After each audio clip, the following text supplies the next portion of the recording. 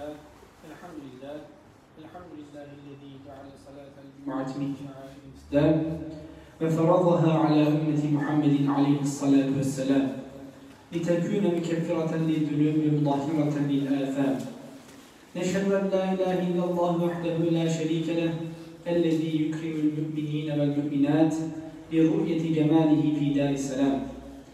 ونشهد أن سيدنا وسندنا ومولانا محمدا عبده ورسوله المبعوث بالدعوة إلى دار السلام.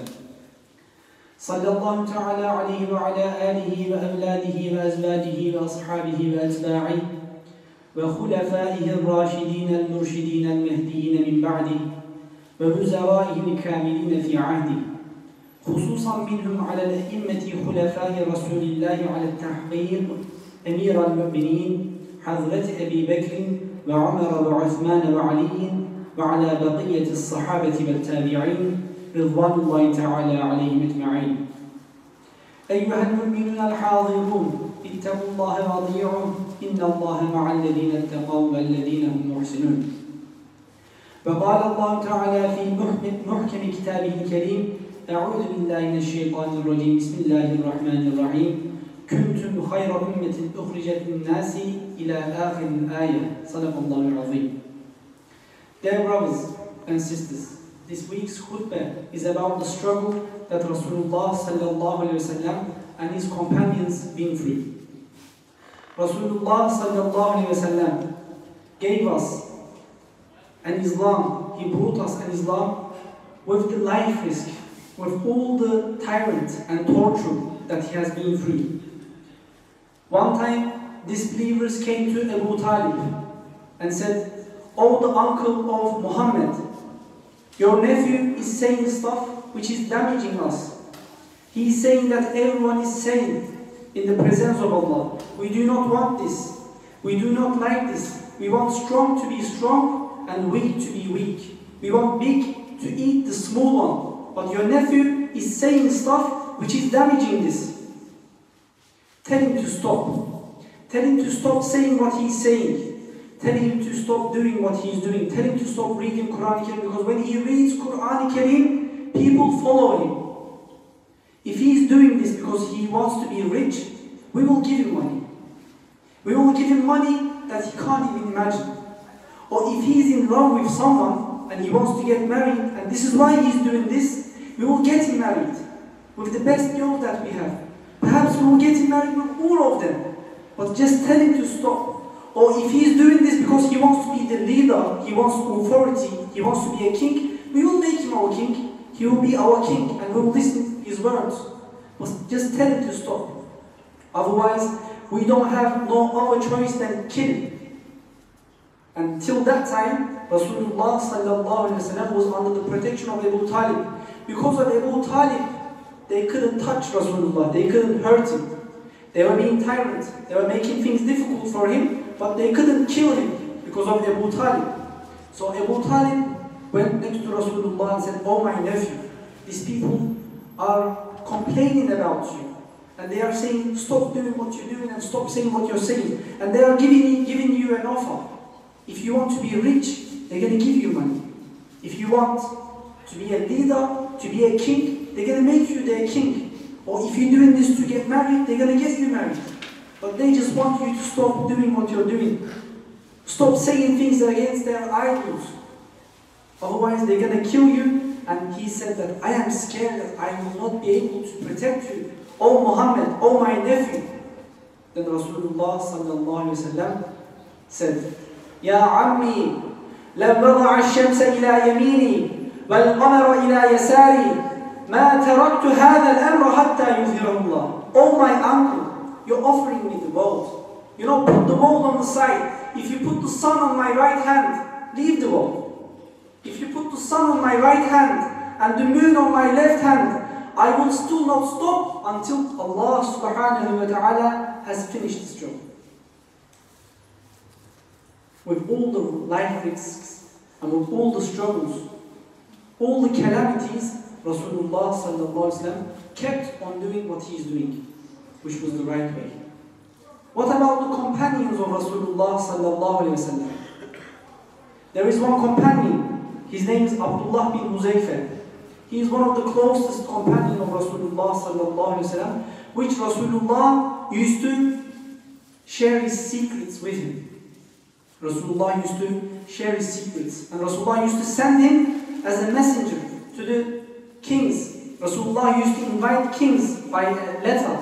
He used to write a letter, and he used to give this letter to Abdullah bin Huzayfa, and he used to send it to the kings. One time, Abdullah bin Huzayfa was sent to the king of Persia. Rasulullah wrote a letter for the king of the Persia to invite him for Islam. Abdullah bin Huzayfa is a normal person, not rich, not poor, but a normal person on a camel traveling. But the king, his life is all garnished. And when he meets the king, the soldiers of the king stops him.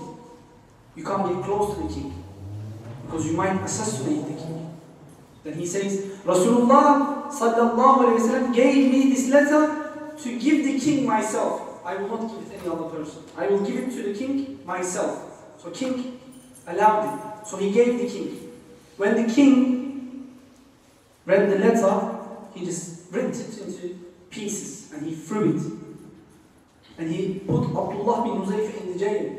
He captured him. Abdullah bin Huzayfa was not scared because of his life that time.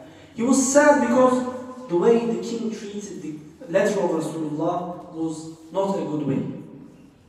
Anyhow, he escaped. And he went next to Rasulullah and he said, Ya Rasulullah, this king done this to the letter of yours, and he treated it in a bad way.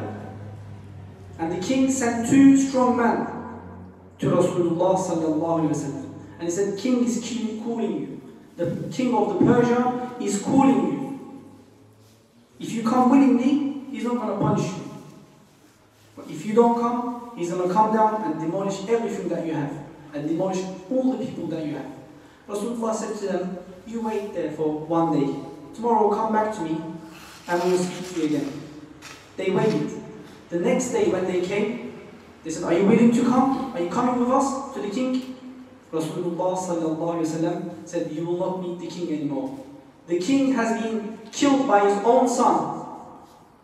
And these people were the people of the governor of Yemen. And he said, tell the governor of Yemen, if he converts to Islam, he will be the first governor. But when Abdullah bin Huzayfa was sent to the king, he was not scared. He was not sad because he was captured. He was not a person which is scared of death. One time, in the time of Umar al-Khattab radiyallahu anh, Islamic army was fighting with the Byzantines, and Abdullah bin Huzayfa was captured again. Then the king knew Abdullah bin Huzayfa is the famous Sahaba among the other Sahaba. So he tried to get him. If he breaks Abdullah bin Huzayfa, that means he breaks everyone. He said to Abdullah bin Huzayfa, if you convert to Islam, I will give you a safe passage. I will send you back. Abdullah bin Huzayfa said, I do not accept this. Then the king ordered his soldiers to torture Abdullah bin Huzayfa. After some time, he asked again. He said, oh Abdullah, if you accept, I will make you my governor. I will give you money. I will give you authority. I will give you whatever you want. But if you don't accept what I offer you, I'm going to have to kill you. Then Abdullah bin Huzayfa said, death is more preferable for me than convert to Islam, to convert to Christianity.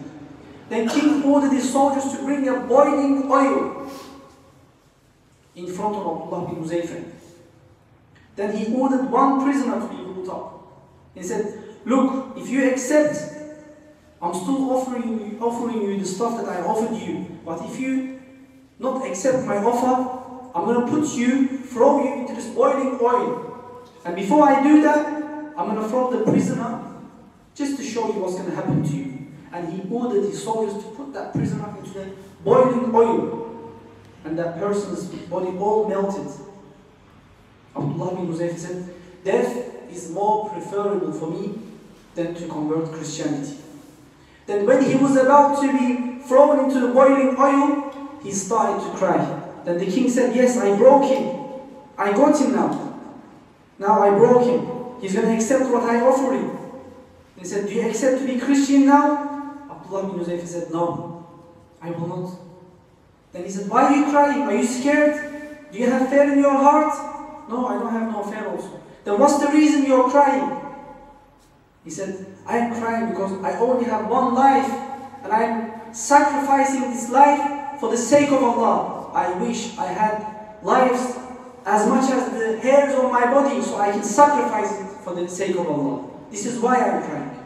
That time, king was broken. He understood that he's never going to be able to break Abdullah bin Huzayfa's faith. And he said, if you kiss my head, I'm going to send you. I'm going to give you a safe passage. In that time also, Abdullah bin Huzayfa was thinking about other Muslims. He said, if I kiss your head, are you going to allow other Muslims to go as well? Then the king said, yes, just kiss my head and everyone is allowed to go. Then he kissed the king's head and every Muslim who was captured in that war was allowed to go back. And when they were on the way back, the rumors, gossips were going all around. Abdullah bin Huzayfa kissed the king's head. Is this allowed? Is this right? Is this good? Everyone was asking these questions. And they explained this to Umar ibn Khattab radiallahu anhu.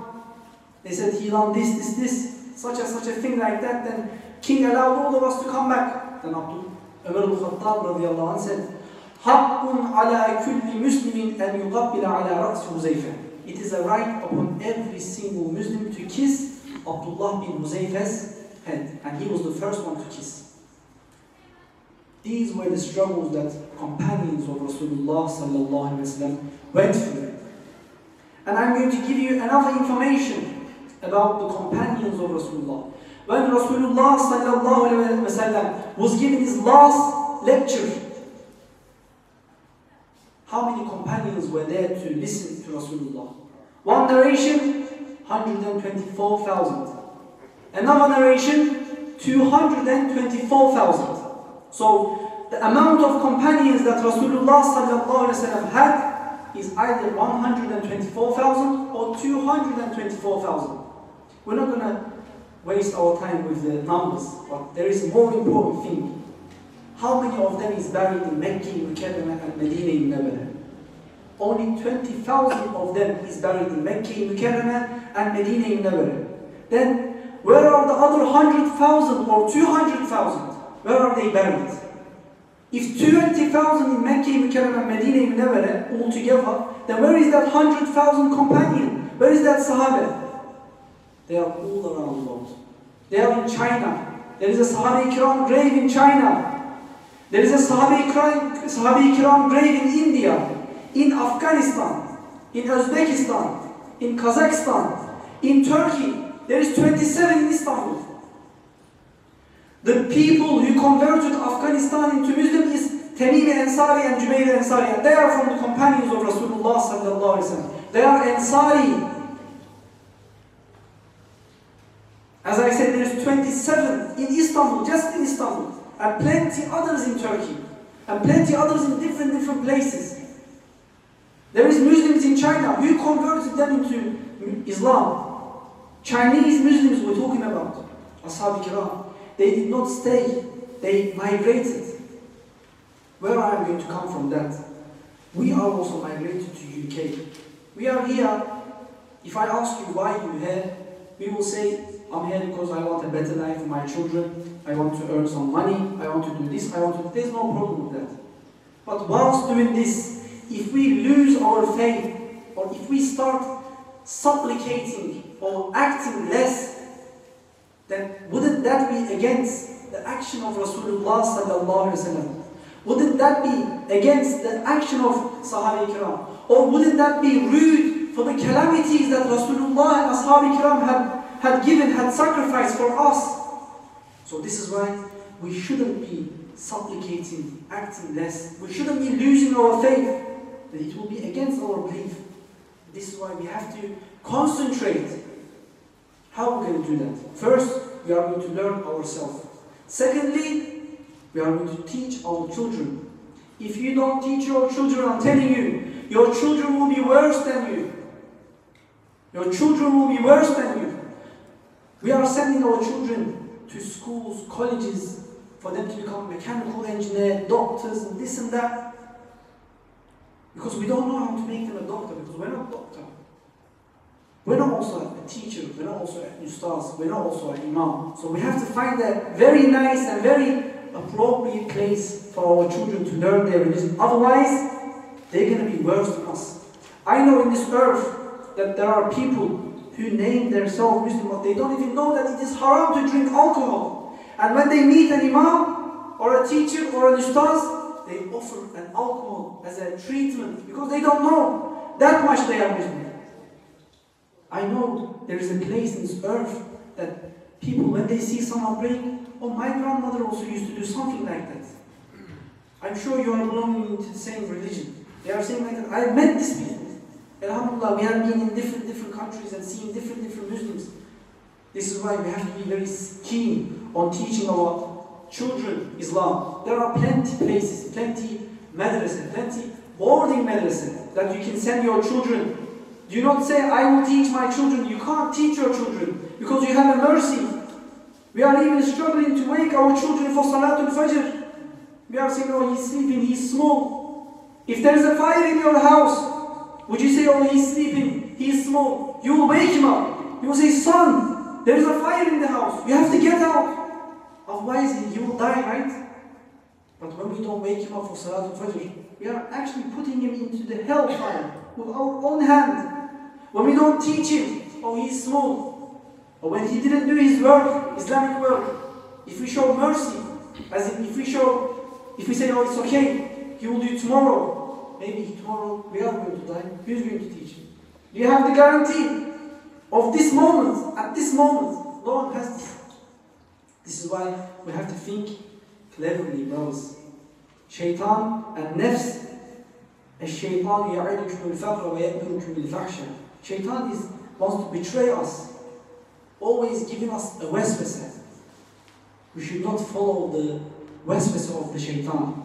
We should be very keen on teaching Islamic studies on our children. I'm seeing many brothers are very keen on it, but there are plenty of other brothers which are not aware of it. This is why, inshallah, may Allah make it beneficial speech for you to understand the importance of teaching Islamic studies.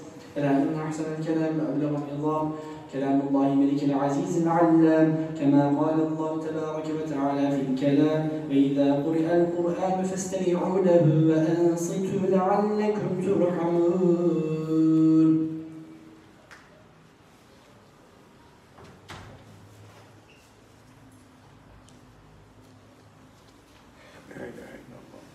الحمد لله حمد الكاملين والصلاة والسلام على سيدنا محمد وعلى آله وصحبه أجمعين تعظيما لنبيه وتكريما لفخامة الشان شرف صفيه فقال عز وجل من قائل مخبرا وآمرا إن الله وملائكته يصلون على النبي يا أيها الذين آمنوا صلوا عليه وسلموا تسليما.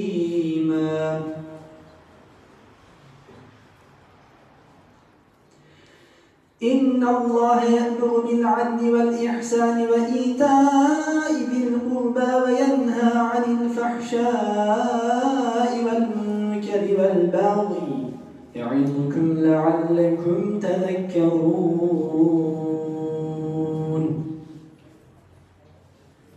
جزاكم الله خير. Thank you for that wonderful khutbah. May Allah subhanahu wa ta'ala give us all the blessing to act upon everything.